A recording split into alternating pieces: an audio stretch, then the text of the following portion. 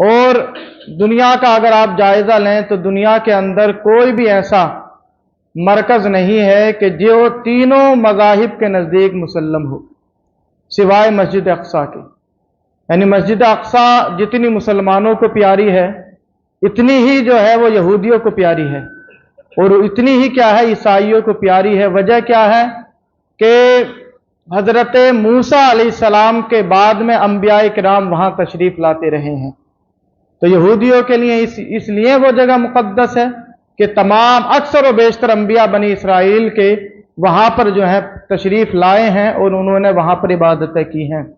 ईसाइयों के लिए मस्जिद अक्सा क्यों इतनी अहम है और क्यों आज अमेरिका इतनी पुष्टपनाही कर रहा है, जो पहले ही से अमेरिका का हाथ है इसके अंदर, उसकी वजह यह है कि ईसाइयों के नज़दीक ये ज़मीन इसलिए मुक़द्दस है कि हज़रत ईसा अलैहिस्सलाम की पैदाइश वहाँ हुई है। तो उनके, हमारे भी नबी हैं वो, लेकिन उनके मुताबिक उनके नबी की जाए विलादत है, इसलिए वो जगह जो है उनके नज़दीक बड़ी मुअज़्ज़ज़ व मोहतरम है। अब रही बात मुसलमानों की, तो आप ये अंदाज़ा लगाएं कि हमारे लिए मस्जिद अक्सा बैतुल मुक़द्दस इसलिए अजीज़ है कि कुरान करीम इसका तज़किरा करता है। सुब्हानल्लज़ी असरा बिअब्दिही लैलन मिनल मस्जिदिल हराम इलल मस्जिदिल अक्सा। तो मस्जिद अक्सा का जिक्र कुरान करीम सुबह क़यामत तक करता रहेगा। और दूसरी वजह यह है कि हमारे नबी सल्लल्लाहु अलैहि वसल्लम के जो दादा हैं हज़रत इब्राहीम अलैहिस्सलाम, वो यहाँ पर तशरीफ़ लाए हैं। उनके बेटे हज़रत याकूब अलैहिस्सलाम यहाँ तशरीफ़ लाए। फिर हज़रत दाऊद अलैहिस्सलाम जो हैं, उन्होंने जब उन्हें हुकूमत मिली तो अपना दारुस सल्तनत उन्होंने इसे बैतुल मुक़द्दस को बनाया है। और फिर हज़रत सुलेमान जो हज़रत दाऊद अलैहिस्सलाम के बेटे हैं, जब इन्होंने मस्जिद अक्सा को तामीर कराया, तो मस्जिद अक्सा को तामीर कराने वाली ज़ात हज़रत सुलेमान अलैहिस्सलाम की है। तो हज़रत सुलेमान अलैहिस्सलाम ने जब इस मस्जिद अक्सा को तामीर फरमाया, तो ये अल्लाह के नबी की हदीस है, अल्लाह के रसूल इरशाद फरमाते हैं कि सुलेमान अलैहिस्सलाम ने जब मस्जिद अक्सा की तामीर मुकम्मल की तो अल्लाह से 3 दुआएं मांगी। पहली दुआ क्या मांगी, क्योंकि मस्जिद तामीर हुई, अल्लाह का घर जब तामीर हो गया तो अब बारी आती है अजर मिलने की, कि तेरा घर हमने बना दिया है, अब तू हमें उजरत अता फरमा। आम तौर से भी लोग घर बनाते हैं तो उजरत तलब करते हैं बनाने के बाद। तो जब हज़रत सुलेमान अलैहिस्सलाम ने मस्जिद अक्सा को जब मुकम्मल तामीर कर दिया तो आपने 3 दुआएं मांगी। अल्लाह ने इरशाद फरमाया उनसे कि तुमने हमारे घर को तामीर कर दिया है, मांगो जो मांगना चाहते हो हम तुम्हें अता फरमाएंगे, और हम तुमसे राजी हो गए, तुमने हमारा घर जो बना दिया है। तो हजरत अल्लाह के रसूल इरशाद फरमाते हैं कि हजरत सुलेमान अलैहिस्सलाम ने 3 दुआएं उस वक्त की। पहली दुआ आपने क्या की, क्या परवरदिगार आलम, मैं जो भी फैसला करूं वो तेरे फैसले के मुताबिक हो। फिर दूसरी दुआ आपने क्या की, क्या परवरदिगार आलम, मुझे ऐसी सल्तनत बादशाहत अता फरमा जो कयामत तक किसी को तू अता ना फरमाए। अल्लाह के रसूल इरशाद फरमाते हैं कि ये दुआएं तो रब ने उनकी कबूल कर ली हैं, कबूल हो चुकी हैं। हमने देखा कि अल्लाह ने उन्हें ऐसी बादशाहत अता फरमाई कि सुबह कयामत तक ऐसी बादशाहत किसी को नसीब नहीं होगी। पूरी कायनात के बादशाह हैं वो, जमीन क्या, आसमान क्या, और चरिंदो परिंद क्या, दरिंदे क्या, जिन्नात क्या, इंसान क्या, सब पर अल्लाह ने हजरत सुलेमान अलैहिस्सलाम को हुकूमत अता फरमाई, और उनका फैसला रब के फैसले के मुताबिक हुआ करता। तीसरी दुआ जो आपने मांगी थी उस वक्त, तो अल्लाह के रसूल इरशाद फरमाते हैं कि हजरत सुलेमान ने जो तीसरी दुआ मांगी वो ये थी कि ऐ परवरदिगार आलम, सुबह कयामत तक जो भी तेरा बंदा इस मस्जिद में नमाज पढ़ने के लिए आए, जब वो मस्जिद में नमाज पढ़ने के लिए आए तो उसके सारे गुनाहों को माफ फरमा दे। वो इस मस्जिद में कदम रखेगा, मस्जिद अक्सा के अंदर सुबह कयामत तक जो भी तेरा बंदा वो गुनाहों से ऐसा पाक हो जाए जैसे आज ही मां के पेट से बाहर आया है। तो अल्लाह के रसूल इरशाद फरमाते हैं, क्योंकि ये सुबह कयामत तक की बात है, जो भी बंदा वहां पर नमाज पढ़ेगा मस्जिद अक्सा के अंदर, अल्लाह उसके सारे गुनाहों को माफ फरमा देगा। तो अल्लाह के रसूल इरशाद फरमाते हैं कि 2 दुआएं तो अल्लाह ने हजरत सुलेमान की कबूल कर ली हैं, اور مجھے امید ہے کہ میرا کرم کرنے والا رب حضرت سلیمان کی اس دعا کو بھی قبول فرما لے گا۔ اس لیے مسلمانوں کے نزدیک مسجد اقصی اس لیے عزیز ہے کہ وہاں پر جو قدم رکھ دے مسجد اقصی کے اندر، اللہ اس کے سارے گناہوں کو معاف فرما دیتا ہے۔ کتنی بابرکت جگہ ہے وہ، اس لیے قرآن بھی کہتا ہے الذی بارکنا حولہ، یہ مسجد اقصی وہ ہے جس کے ارد گرد ہم نے برکتیں رکھی ہیں۔ قرآن کریم کی آپ پڑھیں آیتیں ہیں تو چند آیتوں کے اندر اللہ یہی ارشاد فرماتا ہے، یہ جو ارض شام ہے، یہ جو شام کی زمین ہے، کیونکہ اس وقت شام ہی کے اندر فلسطین لگا کرتا تھا، تو اللہ فرماتا یہ جو شام ہے، فلسطین ہے، اللہ فرماتا اس کے اندر ہم نے خیر و برکت رکھی ہے، دینی بھی خیر و برکت رکھی ہے، دنیاوی خیر و برکت رکھی ہے۔ دینی خیر و برکت کیا ہے؟ تو مفسرین بیان فرماتے کہ دینی خیر و برکت یہ ہے کہ 70,000 انبیاء وہاں تشریف لائے، اور بڑے بڑے جلیل القدر انبیاء وہاں تشریف لائے، اور آج بھی حضرت سلیمان علیہ السلام کا مزار وہاں پر موجود ہے۔ اور دنیاوی برکتیں وہاں پر کیا ہیں؟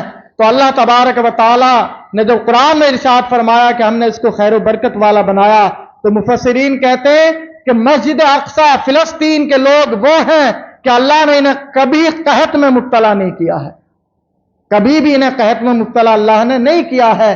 طرح طرح کے پھل باغات اللہ نے مسجد اقصی کے ارد گرد پیدا کیے ہیں، یہ دنیاوی برکت ہے۔ اور آپ قرآن کریم پڑھیں تو آپ کو اندازہ ہوگا کہ اللہ نے مسجد اقصی کو کتنی خیر و برکت والا بنایا۔ حضرت لوط کو جب اللہ حکم دیتا ہے کہ جاؤ مسجد اقصی فلسطین جاؤ، تو اللہ وہاں پر بھی یہ ارشاد فرماتا ہے کہ یہ برکت والی زمین ہے، وہاں کا سفر کرو۔ حضرت موسیٰ جب اپنی قوم سے کہتے ہیں یا قوم ادخلوا الارض المقدسۃ التی بارکنا حولہ، کہ قوم، حضرت موسیٰ نے جب بنی اسرائیل سے کہا کہ میری قوم تم اس زمین میں داخل ہو جاؤ جو زمین مقدس ہے، پاک ہے، جس کے ارد گرد اللہ نے برکتیں نازل فرمائی ہیں۔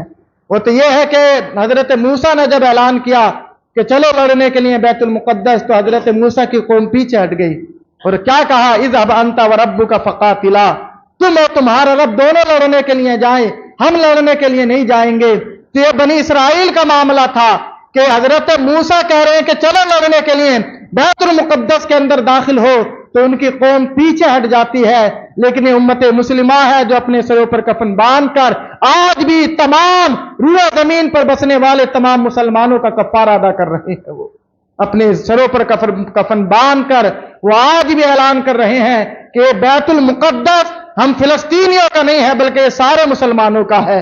دنیا کے جس خطے میں جو مسلمان بستا ہے اس کے دل میں بیت المقدس مسجد اقصی کی محبت اس کے دل میں ہونی چاہیے، اور اس کا دل بیت المقدس کے لیے دھڑکنا چاہیے۔ کیوں دھڑکنا چاہیے؟ کہ قرآن کریم جو کہتا ہے سبحان الذی اسری بعبدہ لیلا من المسجد الحرام الی المسجد الاقصی، تو آپ یہ سمجھیں کہ مسلمانوں کے لیے بیت المقدس مسجد اقصی اس لیے بھی سب سے زیادہ عزیز ہے کہ وہاں پر تاجدار انبیاء نے، ہمارے نبی نے تمام انبیاء کی امامت فرمائی ہے۔ تو یوں تو حضور جس زمین پر قدم رکھ دیں صبح قیامت تک وہ زمین مسلمانوں کے لیے سر کا تاج ہے، اور وہاں پر تو اللہ تبارک و تعالی نے اپنے نبی کو سارے انبیاء کا امام بنایا ہے، سارے انبیاء پیچھے کھڑے ہیں، مسجد اقصی کے اندر حضور کو امام بنایا۔ تو مسجد اقصی سے ہمیں اس لیے محبت ہونی چاہیے کہ یہ وہ سرزمین ہے جہاں پر ہمارے نبی خود کیا ہے چل کر تشریف لے کر گئے ہیں، اور پھر اللہ نے وہاں سے معراج کرائی ہے۔ آپ بہت سے لوگ سمجھتے ہوں گے کہ مسجد اقصی وہ مسجد ہے کہ جس کا گنبد گولڈن کلر کا ہے، جو سنہری کلر کا گنبد ہے وہ مسجد اقصی ہے، حالانکہ وہ مسجد اقصی نہیں ہے، وہ قبۃ الصخرہ ہے۔ اور قبۃ الصخرہ کا معنی کیا ہے؟ یوں سمجھ لیں کہ وہ جو گولڈن کلر کا ہمیں جو گنبد نظر آتا ہے یہ وہ مقام ہے کہ اسی مقام سے اللہ کے رسول جو ہیں زمین سے آسمانوں پر معراج کے لیے تشریف لے کر گئے، یہ قبۃ صخرہ گولڈ۔ اور مسجد اقصی کیا ہے؟ اسی کے جسٹ برابر میں جو سرمئی کلر کا گنبد ہے وہ مسجد اقصی ہے، اور ہیکل سلیمانی بھی وہاں ہے۔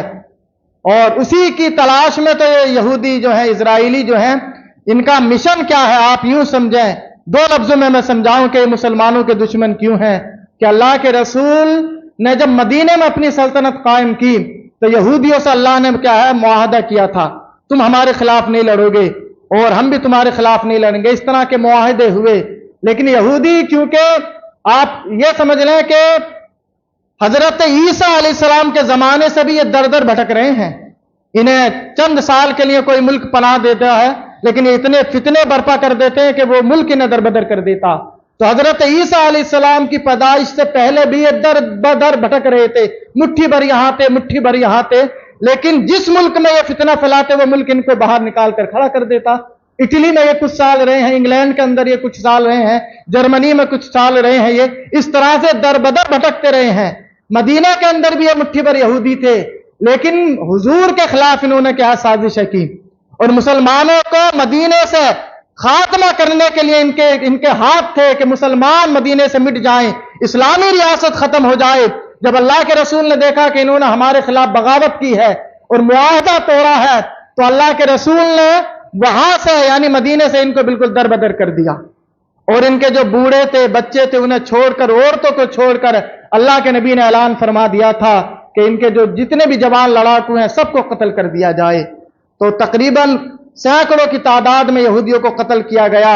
और जो बच्चे, बूढ़े और कुछ ऐसे थे कि उन्हें फिदिया लेकर उन्हें छोड़ दिया गया। तो फिर ये जंगे खैबर में जाकर क्या है, खैबर के मकाम में जाकर बसे। लेकिन फिर अल्लाह के रसूल सल्लल्लाहु अलैहि वसल्लम का जब इंतकाल होने लगा, विसाल होने लगा, तो अल्लाह के रसूल ने अपने विसाल से चंद लम्हे पहले इरशाद फरमाया था कि यहूदियों को पूरे मुल्क अरब से निकाल दिया जाए, अर्द मुकद्दसा से, हिजाज मुकद्दस से इन यहूदियों को बिल्कुल निकाल दिया जाए। अल्लाह के रसूल की निगाह नबुव्वत देख रही थी ये क्या क्या फितने फैलाएंगे। तो अल्लाह के रसूल का विसाल हो गया। फिर हजरत उमर फारूक आजम जब अमीरुल मोमिनीन बने, खलीफे अव्वल बने, तो हजरत उमर फारूक आजम ने अपने दौरे खिलाफत में यहूदियों को पूरी अरब जमीन से निकाल कर बाहर कर दिया। ये कुरान है इनको, यहूदियों को, कि मुसलमान कौम वो है जिन्होंने हमारे आबा अजदाद को मदीने से निकाला, मदीने में कत्ल कराया। और फिर इनका जो खलीफा थे हजरत उमर, उन्होंने पूरी सरजमीन अरब से हमको निकाल दिया। तो ये दर बदर भटकते रहे। मस्जिद अक्सा पर क्या है, हजरत उमर फारूक आजम ने मस्जिद अक्सा को फतह किया अपने दौरे खिलाफत में। 500 साल मुसलमानों के कब्जे में मस्जिद अक्सा रही। उसके बाद में जब मुसलमानों के दरमियान इख्तिलाफ बढ़ गया तो ये क्या है, ईसाई लोग उस पर काबिज हो गए। पूरे 200 साल तक ईसाइयों का कब्जा रहा, सलीबी जंगें हुई। फिर अल्लाह ने क्या है, सुल्तान सलाहुद्दीन अय्यूबी को पैदा किया।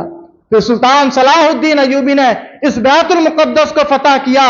और फिर सुल्तान सलाहुद्दीन अय्यूबी के बाद में 1947 तक, यानी जब तक सल्तनत उस्मानिया बरकरार रही, ये मुसलमानों के जेर सल्तनत रही मस्जिद अक्सा। उसके बाद क्या हुआ, इन्होंने, अंग्रेजों ने, ईसाइयों ने तमाम खुराफात फैलाई और सल्तनत उस्मानिया को क्या खत्म किया। और उसके बाद 1947 के अंदर अक़वाम मुत्तहिदा ने बाकायदा तौर पर इन यहूदियों को फिलिस्तीन में आकर बसा दिया 1947 के अंदर। और अभी बसे ही थे, इन्होंने ऐलान कर दिया तमाम यहूदियों ने कि जहां पर भी दुनिया के जिस कोने में जो यहूदी बसता है, हमारे लिए सबसे महफूज जगह वो इजराइल है, यहां आकर बसो, वरना दुनिया के ममालिक तुम्हें जीने नहीं देंगे। और इन्होंने एक झूठ भी फैलाया कि हमारे पास ऐसा सिस्टम है कि हमारे शहरों के अंदर मिसाइल भी नहीं आ सकता है, हमारे अंदर ऐसी मुसाद खुफिया एजेंसियां हैं कि जो हमें पहले ही पता चल जाता है कौन मुल्क हमारे खिलाफ साजिशें कर रहा है। तो इन्होंने यह बाकायदा प्रोपेगेंडा फैलाया, दुनिया के यहूदियों को इकट्ठा किया। और आज 35 से लेकर 40 लाख यहूदी जो है इजराइल के अंदर क्या है, बस गए हैं। और अक़वाम मुत्तहिदा ने बाकायदा यह प्लानिंग की कि 55% फिलिस्तीन की जमीन इनको दे दी और बाकी 45% फिलिस्तीनियों को दे दी। और यह भी एक चाल है अक़वाम मुत्तहिदा की कि अरब ममालिक के अंदर इन यहूदियों को बसाया गया है। और ये जो ग्रेटर इसराइल का इनका जो सपना है, आप इनका मैप देखें तो इनका मिशन है ये सारे अरब ममालिक को फतह करके ग्रेटर इसराइल बनाया जाए। और इनका मिशन है कि मदीने मुनव्वरा को भी फतह किया जाए। लेकिन अल्लाह के रसूल इरशाद फरमाते हैं हदीस के अंदर, ये आज नहीं तो कल जरूर होगा।